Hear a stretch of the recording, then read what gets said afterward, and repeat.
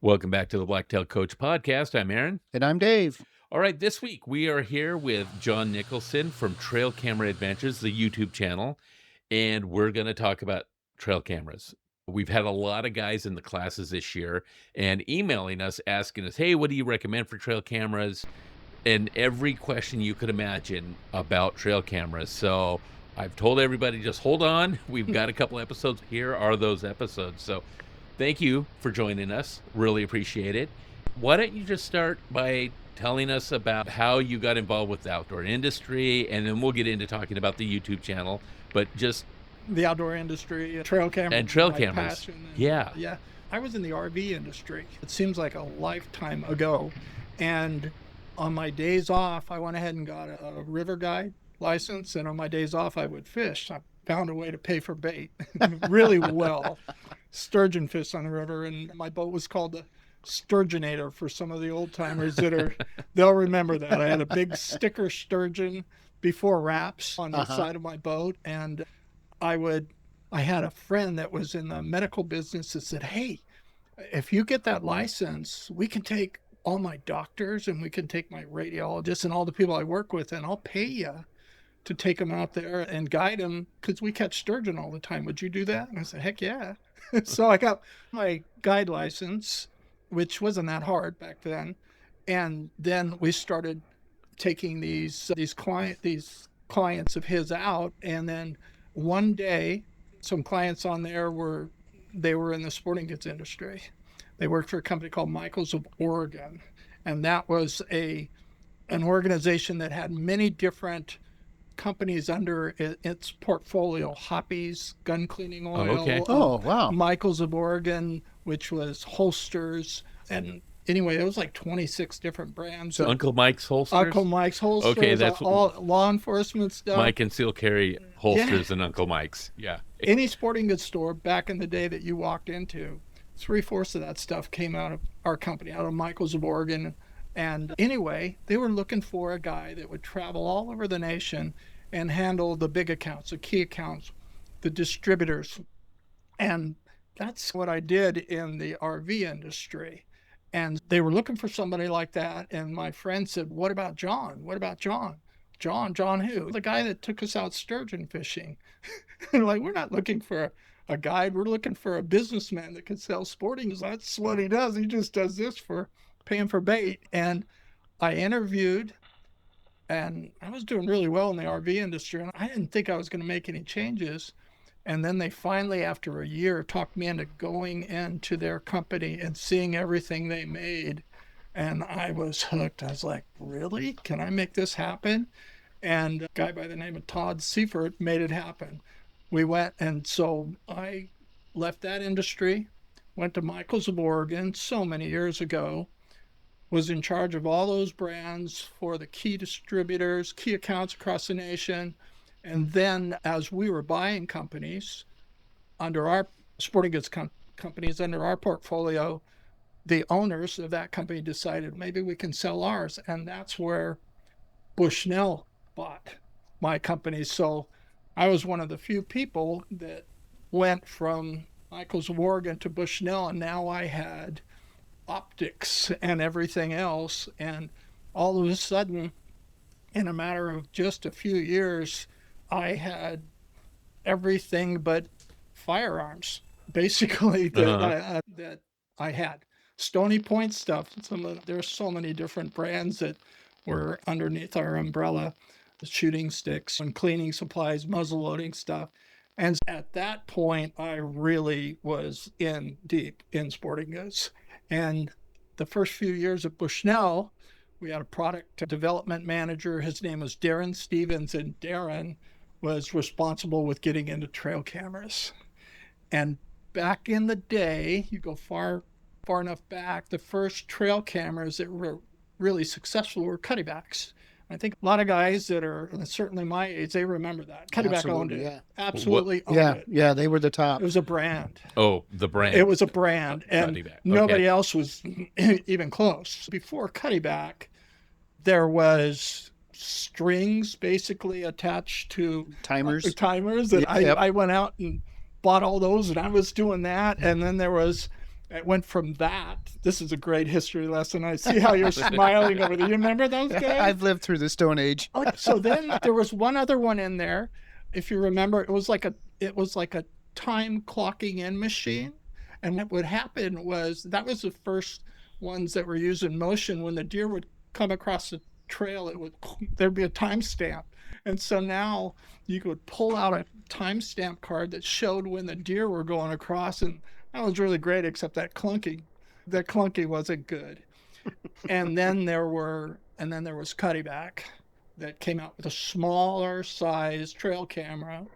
And then everybody else, including our first year at Bushnell, was a great big, I love to describe them as toasters. Which is Okay. there were Toaster suitcases size. attached to the side of trees. Yeah. And I was into it. I had everything that we were making.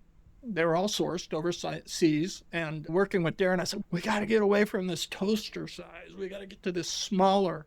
We got to get silent. White lights were a big deal then. And as we get into it, I want to talk about bucks in particular, how they react to white lights going off and everything. There's really an evolution in that. And so we came out with Darren's help and my pushing, my passionate pushing. We got to have this small size. We basically came out with a Bushnell trophy. And when we did the trophy, the small one, it took off. And I really, there's no way to really track the numbers, but I think we dominated the trail camera world early on.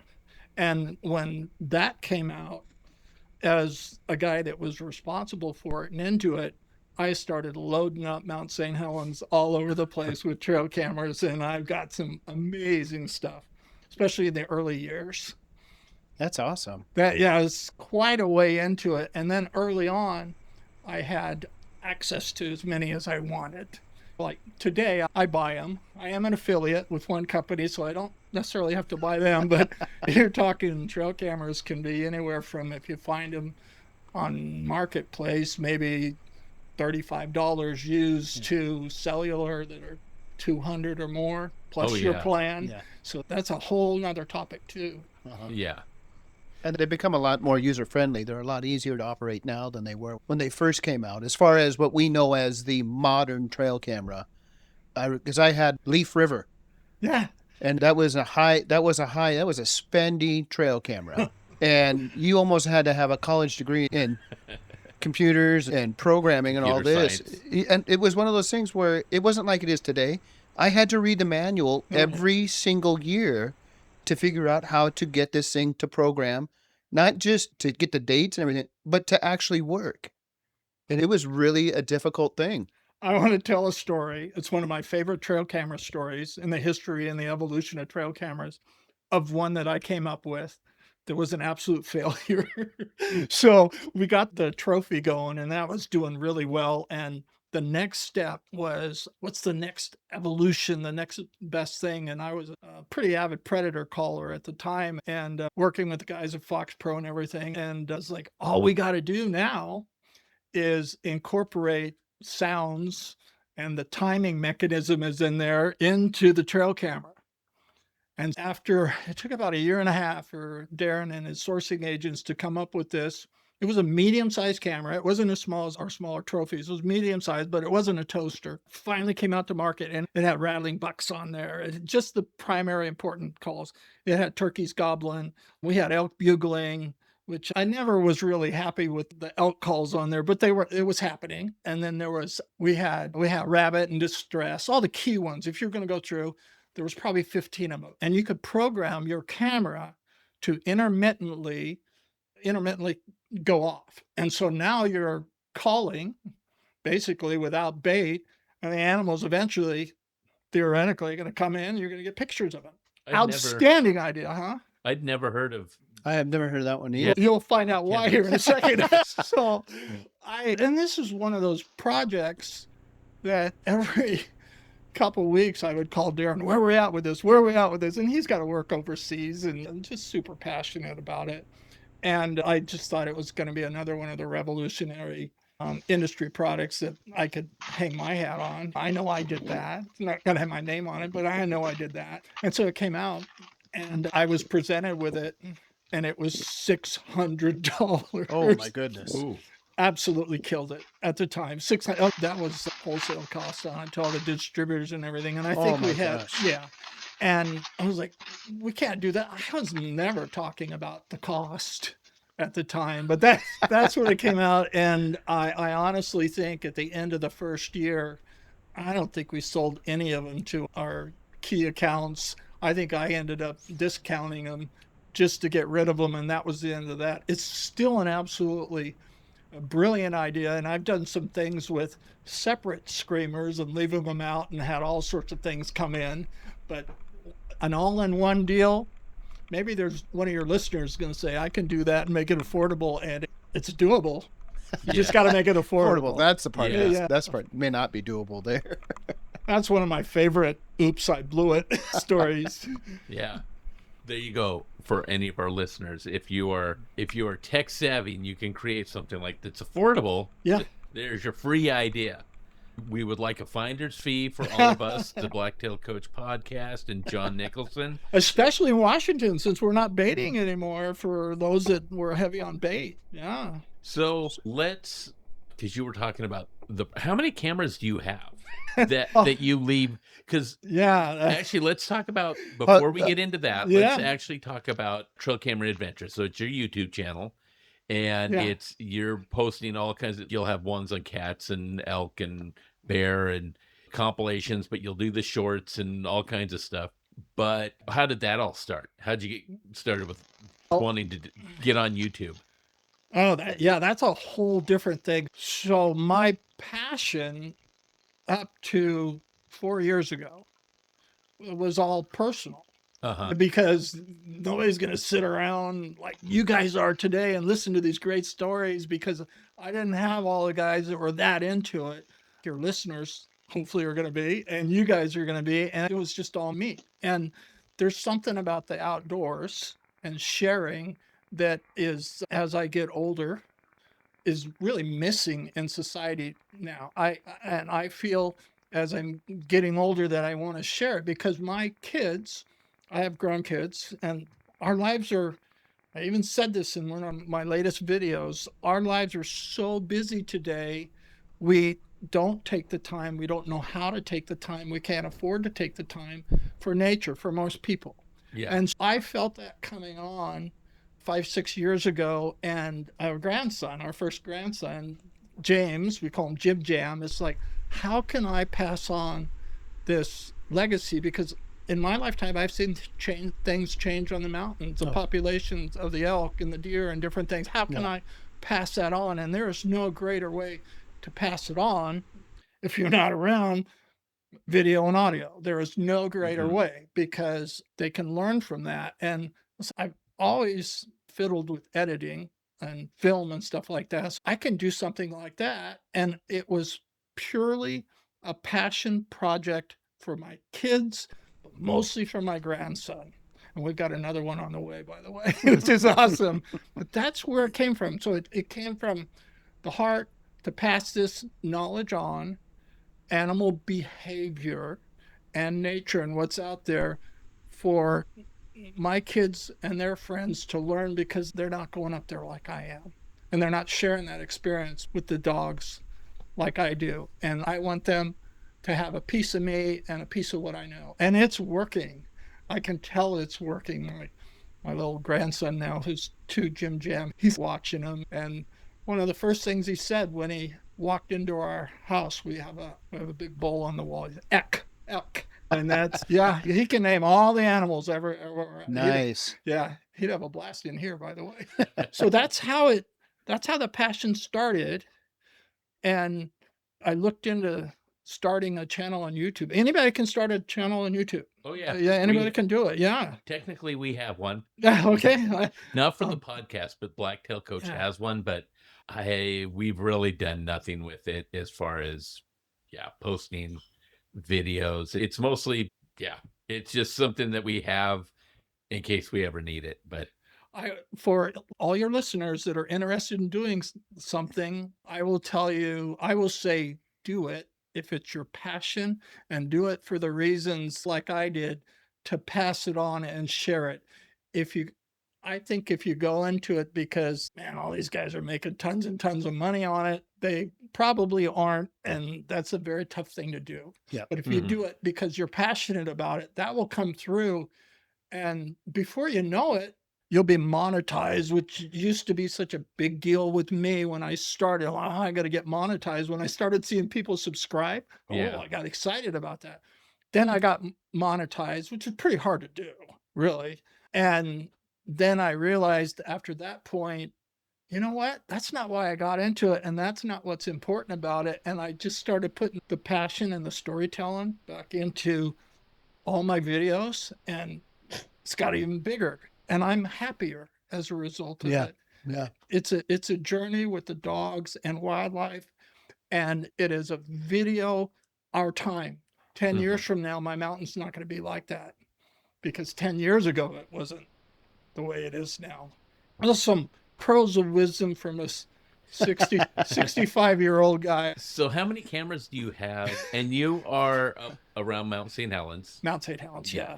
Now, before you answer, John, I'm just going to guess it's some ungodly number. Yeah, But I mean pretty out in much. the field that you monitor on a regular basis. This is radio, isn't it? The best way to answer that is to show you my Onyx screen, and That's what I thought. Dots all over That's the place. what I thought. I probably have more cameras out there that I forgot to put on one of the GPSs than most people have ordered in their bought in their life. But there are. I'll stick with the number 75. I don't Wow. think I have more than 100 right now, but I have. So every year the elk are brutal on cameras, by the way. Bears are tough, but the young bulls, they're the worst. They like to beat up my cameras and they destroy them. I've heard that Yeah. elk are the worst. Now, They I've are. never had an issue with elk messing with my cameras. A couple of them have kind of looked over Yeah. where they're at, but I've never had a mess with them. The bears have. I've had Yeah. bears not destroy a camera, but damaged one camera. And then that's when we started, and we'll get into how we put them up Yeah. versus how you do it. Because we had up at the Puyallup show, we had a really long discussion about where we're placing our cameras and stuff. But yeah, that's, So you'll start naming these different bears and elk because they pick on you.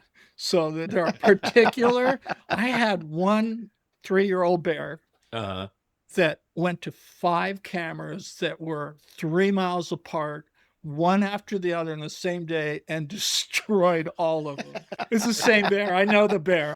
That's I funny. knew the bear's mom when it was a little one. And it just, So I think he knows me. And he's like, there's another one of John's cameras. I'm going to destroy it. And he does. But it's fun at the same time. Bless his little heart. Oh, yeah. Yeah. he keeps trying. It's the same guy. So I was wondering if you started recognizing the animals that were, And I have relationships with, I really do. because we're doing it for Yeah. hours in our deer sets. We're very specific in where they're at. There might be one or two on a set, but it's, of course, we're naming our deer and everything. Yeah. You don't really name the bears. I did one pair of bears on one of my sets. I named them, but for the most part, I don't name the bears. But yeah, you're getting them over. It's interesting listening to you say, because over several miles that he Several went. miles and generations. Yeah. I know their moms. Some of the bears, I know them when they were little cubbies coming in as pup balls, and now they're beating up my cameras. This one is, and the other one isn't. You know, it's really interesting what's happened on the mountain with my cameras and my areas. So I have probably, I'm going to say 75 that are working. Okay. You have 75 running cameras right now. Oh yeah. Out in Maybe the, more. Out Oh, in yeah. the woods. And have had for years and years. Wow. Now, how many get destroyed every year? By 25. or just Well, some? weather is a tough thing on it too during the winter. Yeah. And that's an interesting topic. Some of the most fantastic video shots are winter shots, and snow yeah. and rain and mist in the middle of the night coming in. Even though they're black and white, you got this mist coming at you, and then all of a sudden out of the mist comes a cat. And it comes up and the lights are shining off its eyes and stuff, and that's really cool. But that's also the weather that destroys cameras. Right. And the reason for it is You can do a lot of things to keep the mechanics, the circuit boards waterproof, but you can't keep condensation out of an enclosure. You just can't do it. And over the years, for those people that are sourcing cameras, the very best way to keep water out of your cameras and have them survive during the winter is weep holes at the bottom. Weep holes is actually allowing the camera to breathe. Because if you don't allow the camera to breathe because of the heat changes and stuff during the winter, now, condensation is just going to show up. And it's going to show up on the inside of your lens, and now you got nothing. A video or a picture, and you got to wait till the midday, and then it's clear again. And then at nighttime or early morning or evening, you can't see. So if you have a weep hole at the bottom of the battery case, which is usually on the lower level, you're best off. They will survive longest. In the past, when I covered up those weep holes, because that's not very smart, you would think it's not smart to have a hole in something like that. They get destroyed sooner because the water builds up in there. Okay.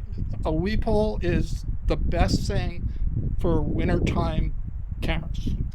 And because I can hear somebody asking this question, how big are you? Yeah. An eighth of an inch with a drill into there, or how big are your? Big enough so that the, what do you call them? The sugar ants can't quite get in. So it's big enough for a sugar ant can't get in, because the ant, that's natural attractant for the ants, a hole like that. So it's just, that's not very big. So what is that? Okay. Less than an eighth inch? Okay. Yeah. Maybe 16th of the Yeah. smallest drill bit you can find. Yeah, and some of the trail cameras that have a coaxial cable hole, and what they'll do is because that's optional whether you're going to use it or not for an auxiliary battery, they'll give you a little rubber plug. If you leave that rubber plug out and use it for your condensation, the moisture to go in and out, that's too big a hole. So now you're inviting all the critters to go in there and live, and that's not good. You don't want bugs in there either. Yeah. But bugs is better than water. And honestly, that's a question we get a lot at a lot of the seminars and stuff. How do you get the cameras to last longer? And my whole, and I've explained it to them, that it's like car parts. If they last forever, there's no money in it. You know what I mean? Yes. And so, typically speaking, I have trail camera sponsors, Stealth and Muddy, and we have great luck with them. They're fantastic. Yeah. But typically speaking, you're only going to get 3 and at the most 5 years out of a camera. Oh, you nailed it. That's exactly right. If you get 3 years, that's excellent. Yeah, and I bring them in every year Yeah. after hunting season, and that's usually in December. Take the batteries out, never store them with the batteries in them, guys. Air dry them, make sure they're dry, and then stow them away. But I did with mine because my gun safe has a built-in dehumidifier. Oh. I put them in there. yeah, But I'd never thought about a weep hole. That It works pretty good. I've got a video that guys have probably seen it. I'll open up a camera, pull the SD card out, and a shot full glass of water will come pouring out. Oh, that's not good. You can take those home, put them in front of a dryer vent, and you can salvage most of them. You're going to have to move the camera back and forth for several days, but they'll work again. I had one I opened up, and the water didn't pour out because it was a block of ice inside there. oh my goodness. Yeah, it was, which was funny. It was this year because it was so warm this year, but it was, it must have been when I went and pulled those. So it was that cold snap after we had those atmospheric rivers. So it probably filled up then, and then before it could drain, it froze. And just a big chunk of ice fell down out of there. So are yours all, or for the most part, are you using cellular or non-cellular? I get that question asked a lot. I am all non-cellular, but there's probably, I have both. Yeah. But I am non-cellular because of where they're at. I have no cell service in that area, and so I just don't use the cell service actually on any of them. With all those cameras, I could sign up, but it wouldn't. There's no cells where I'm at. I am really in the bush, deep in a lot of places. And even mine, there's no cell coverage where I'm at. And so I'm like, I purposefully looked for the non-cell cameras, because even the cellular ones, because they keep searching for that signal. Yeah. they're draining the batteries while they're searching for that signal. That's a great topic. And Right there. Yeah. non-cellular cameras, the batteries all year, and I might use a quarter of the batteries. Or if I put them out for a year, the batteries would last a year. The cellular ones, 2 months, maybe 2.5 months, and then I got to go replace the batteries. So I don't want to spend a bunch of money on batteries, so I just go with the non-cellular. And plus, Camo Fire, rest in peace, which was a great source for buying those, because I got 4 for $100. And another time, Muddy also does some pretty good deals, but 3 for $100. Yeah, you can get a lot of cameras with Yes, you when can. they're that cheap. So, I would love to talk about batteries because that is one of the big topics that I get asked all the time because oh yeah, let's talk about it. yeah, I think I got the battery thing figured out. I Okay. really do. We're not going to tell my wife how much I spend on batteries, but I have used all of them. Okay. All the different double A's. Well, you go back and we were using D's and C's. You remember that, those toaster Yep. ones. Okay. Yep. And nothing you could do about that. Actually, I was getting the rechargeable ones even for those, and even second, third time around, it's almost worthless their time. So I don't use rechargeable double A's on any of mine now, because after you recharge 2 or 3 times, you just don't get the same kind of longevity. We'll say Okay. longevity. And then for years, I took a battery charger with me and I would check every single battery to see where the level was when I was pulling my SD cards. And for those that are really into this, they'll know that in most of your cameras, you'll have 2 banks of 4. That's the way it operates the circuitry. And generally what happens is the number 1 battery, depending on how that trail camera is put together, is the one that dies first. And when that dies first, either on the lower 4 or the upper 4, then it'll switch over as a backup. And that's how the trail camera industry got longer times for the banks of batteries. They got 8. They'll start with 4. The number 1 battery in the bottom 4 is dead. It switches over to the top, and then it works on that number 1 battery on the second bank. Okay. So if you take not a charger, the battery indicator. The testers, yeah. The testers, yeah. Sorry, guys, I said charger earlier. You take the tester and look, and you pull each battery out, you're going to find that number 1, either the top or the bottom, and it's going to be the lowest. You can get rid of that and put a brand new one down there and get more life out of whatever batteries you have in there. Okay. Or could you just rotate them? No, because you still got that lower battery that could be at a level that it would kill. Yes, you can, but it's going to die really quick. Okay.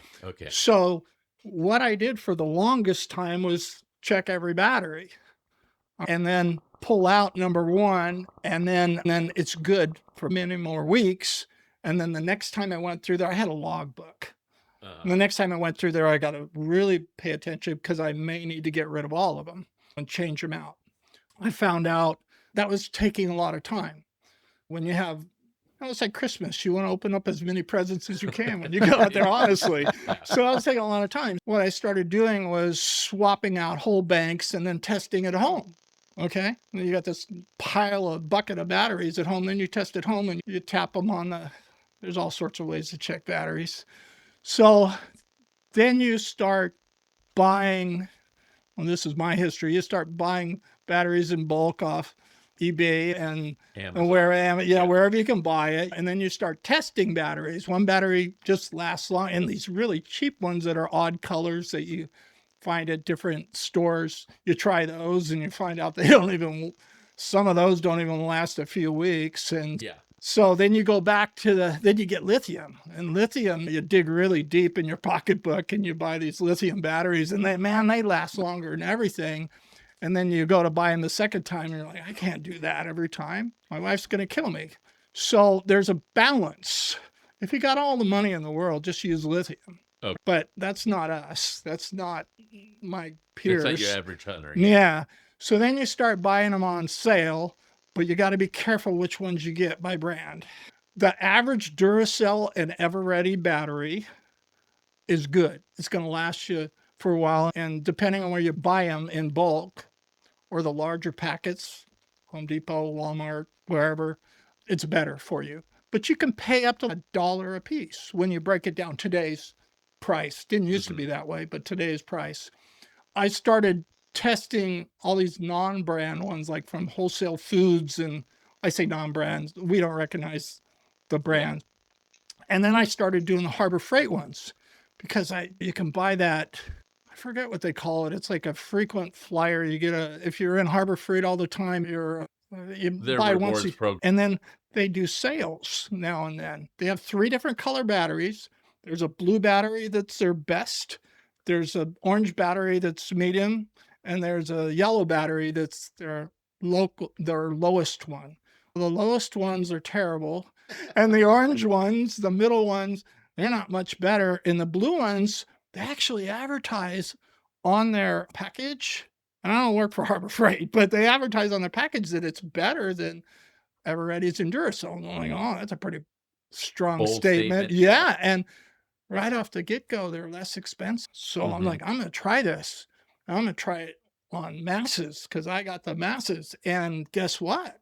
They do last longer from what I was discovering. And then because of that valued customer frequent, I can't remember what it's called. Every quarter, they put those things on sale, and it works out to be about 20 cents a piece for a battery. Oh. And I go in there and buy several $100s worth of batteries, and then I'm good. So the blue Harbor Freight batteries are, in my experience, the way to go now. Okay. They just pile up on them. And get your Harbor Freight rewards program. Yeah. So if you're listening, you really need to get on that because it's going to be a massive influx of guys going to Harbor Freight to get the blue batteries. And you got to do it right away because they sell out. I'm obviously not the only person that's buying those. That's aware of this. Those, yeah. So the day they drop, be in line outside their door. Yeah. Now, you obviously have too many cameras to do this, but the solar panels. I do have some solar panels do out you? there. Yeah. And now, do those work well? Yeah, they work well for longevity. Okay. Yeah. But if you're all right, so this is when I put one of those up, that's something else to attract the bears. Okay.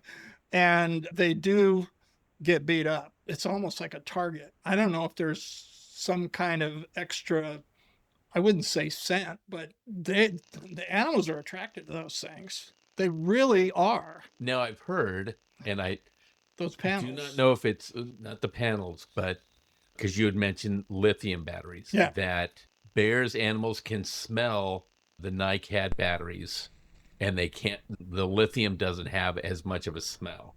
So I don't know if you've noticed anything or heard anything that's true or not, but what's your thoughts on Well, that? I buy into that. I would say yes, but there's only one animal in the animal kingdom that has a stronger olfactory sense system than the bloodhounds, which is what I run my cameras with, and that's a bear. And the bears seek out all cameras. They know they're there. Yeah. They really do. And so is it worse? I don't think it's like putting jelly on it, but yeah, they all know that it's there. They do find them. Yeah. No matter what, they do find them. When we start talking about blacktails in particular with the evolution of the camera, I want to talk about the lights, and it's just amazing how some cameras work better than others. Okay. So we've talked about batteries. Yeah. Do we can you think of anything else that we want to ask about batteries? Let's talk about SD cards. Okay, we'll do that. Yeah. But before batteries, I want to actually, now the solar panels, do those work? Thinking about our weather, are they still picking up enough solar to keep them running? Yeah. Okay, so those have a battery backup too, don't they, John? Yes, they do. Yes, yeah, they do. and it'll deplete that. It charges the battery. The battery is what operates the camera. I would say. You know what? I'm not going to give any misinformation here. I think it's in addition to. Yeah, I really that's what do. I thought too. Yeah, I think it's in addition because Chris, one of our pro staffers, he has one, and he has to every now and then pull the battery out, take it back, and charge it because there's not enough sunlight get to it. So it will slowly deplete because we don't get enough sunlight to keep a Right. full charge Okay. on And that's those. what I was wondering, if with our weather, like during the summer, it's probably fine. Although we're in such spots that it's not getting any direct sunlight. So it just made me wonder. Well, here's where I'm at with that. So I've got about 100 cameras out Yeah. there, let's say. All right. I can't go out and check 100 cameras on any given weekend. Quite a few of those are once a year. Okay. Oh, Quite a wow. few of them are once a year. The most I'll get and I run the cameras like a trapper would, trap lines. Okay, I have a trap line of 6 over here. I got a trap line of 12 over here. I got 3 on this artesian spring on this one over here. And I'm lucky anymore, even with help from my friends, to get to more than 2 areas. Uh-huh. So if I come back with 6 to 12 SD cards on any given day and put a few new ones out, that's a good day. That's a good day. That's an average day. And the other part about that, since I switched from pictures to video, that's a lot of material. That's a lot of content to go through. Hours and hours of content, because those cameras have probably been out there for several months. Before you pulled them. Yeah. So how big is the SD card? 32 gigs. 32 gigs. Almost all of mine are 32 gigs. And the reason I pack so many 32s is 32 is as big as many cameras will accept. A lot of people don't realize this, but the programming on these cameras sometimes won't, especially the older cameras. Some of my earliest cameras that we came up with wouldn't take more than a 1 or 2 gig card. Oh, okay. And so you go put I was running out of space. You put a 4 gig card in there, it doesn't work. Uh-huh. I don't know of a camera today that won't take a 32, but a lot of them will take 64s. Okay, so now that's never a problem with me. Even cameras that I've gone to that are over a year old in video mode have not used up 32 gig, primarily because I'm not baiting. I haven't baited for years. And so these are animals that are doing natural things. Yeah. They're not coming back to an apple pile or something like that. Yeah. But as soon as you put down apple pile or you put down molasses or salt or something like that, now you start really hitting a lot of videos and a lot of stuff you just don't need. Because then they would just hang out. Yeah. And we know this from running scents that we do now. They usually breeze through there and they'll stay for a few minutes, but then they take off. Now, when we did have bait, we could have deer or bear coming by and maybe stand upwards an hour and a half. Yeah. And so you get picture after picture every time they move, twitch. Yeah, you're going to get another picture. But so the average guy who's doing this for hunting, Right. how would that get a 32 gig because they don't cost that much more than the smaller SD cards. And that way you're not going to run over. And all of mine, by the way, are on 30 seconds. Okay. And when setting up your camera, here's how I set mine up. Okay. First of all, if you're just taking pictures, you're missing an amazing amount of animal behavior that you can learn. I'm not telling everybody they have to switch over to pictures, but I'm telling you, you'll be a far better woodsman if you switch over to videos, because you'll really understand what's happening, how they're coming in, how they're leaving, what's coming in behind them. Videos are absolutely the way to go for all hunters, naturalists, whatever you're going to categorize it, video. Now, that's why you need a 32, okay? Yeah. And you also need to keep it at least 30 seconds. Okay, a minute is better, but you don't usually, I don't have all my cameras on a minute. I have them on 30 seconds because that's enough. And plus the the time sequence that I put in there is either 1 second or 3 seconds or 5 seconds, whatever that camera will allow me on the shortest intervals. Okay. That's a setting in there. So I always, doesn't matter what camera it is, I always switch it to the shortest setting. Deer comes in, I get 30 seconds. Deer leaves in that 30 seconds, and it doesn't go again until another deer comes in. Okay. Deer comes in, stays there for a minute. I have 2 videos of 30 seconds. And for my editing, they just go right together. Okay. And 5 seconds, you're not missing anything, even if it's that longest interval. That's how I do it. Okay. And you would not, years ago, the reason I found that out was because everything was on single shot. And I had, say, 30 cameras out there. And I would have my meal blocks, and I would have my salt blocks, and the elk would come in, and they're all around it. And I got pictures. If I had a card that didn't have 2,000 pictures on it, I would consider it a failure station. Okay. And so then when you start doing that, you have to get into file manipulation. So I was buying programs that I could take all those individual pictures, load them up, and then I start racing through them. Boom, and guess what? I turn it into a video, and then all of a sudden you see 2 elk stand up and start boxing. And then you go, oh, that's a good one. You slide it over, save, slide it over, save, slide it over, save. And then all of a sudden a bull runs through and bugles, and you're like, oh, there's those. You slide over, save, slide over. And then I dump 1,700 pictures because it's just a bunch of cows standing around licking and biting each other. I switch over to video, and now I get it all, and I understand how the deer, how the elk are interacting with each other, the direction they're coming in, the direction they're leaving. All those things you may think you know, but you don't know until you really start watching the videos. And that makes sense. Yeah. We get them, they're there, and then the next picture, they're gone. But maybe did they turn around and head back? Because we think that they walked in one side, left the other side. So that makes sense. So I'm going to wrap us up for this episode here, because we do a commute length podcast, and we'll actually get into positioning cameras to get your best shots. We'll get into that next week. So join us next week. If you could go on, like, subscribe, heart, follow, do all those things that your platform asks. Share this with a friend. Check out our affiliate links down below. We'd really appreciate that. And we will talk to you next week.